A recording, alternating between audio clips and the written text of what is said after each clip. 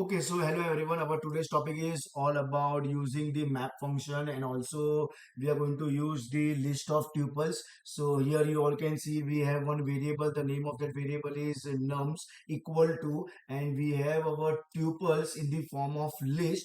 So we can say here like a list is there, and inside the list first tuple is 1 comma 2 comma 3, then comma second element or second tuple is 2 comma 3 comma 5, and same way we have a third tuple, that is 3 comma 4 comma 7. What exactly we are doing is we are simply adding or doing the sum of tuples, that is nothing but here you all can see first tuple three numbers 1 2 and 3. So addition of 1 plus 2 plus 3, answer will be 6.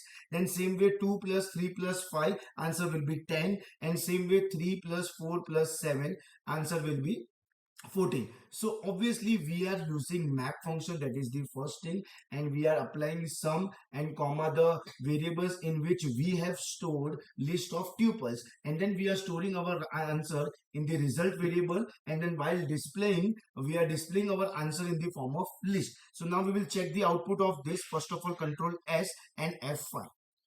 See, we are getting 6, 10 and 14. And suppose if you change the value, for example 1 2 3 4, and suppose over here also if you are changing like 2 3 5 8, here also you are changing for example comma 10, control S.